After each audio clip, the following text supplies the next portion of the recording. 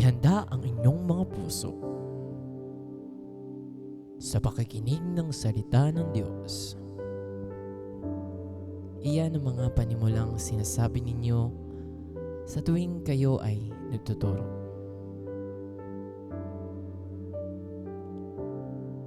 Sa bawat pagtayo sa likod ng pulpito,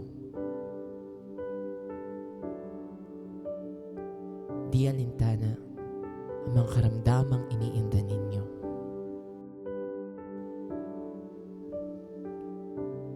Mula sa entablado, tanaw ninyo kung sino ang unang nakakatulog.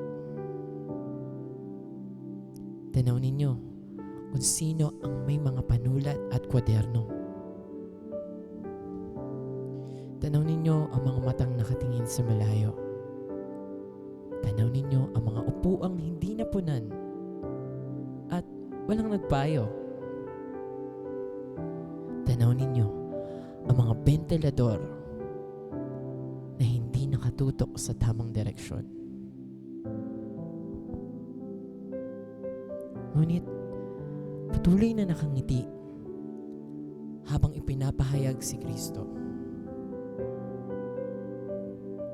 Patuloy na palalakasin ang mga pusong nanlalamig. Kahit sa likod ng pulpito ay nangihina na rin.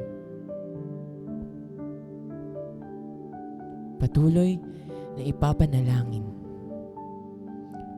ang mga naliligaw na kapatid. Kahit di na nila ikay na isasama sa dalangin. Patuloy ang pagtutuwid sa mga tupang makukulit kahit wala nang nakikinig. Patuloy na hahatakin ang mga miyembrong nasa dilim upang maibalik sa tamang landasin.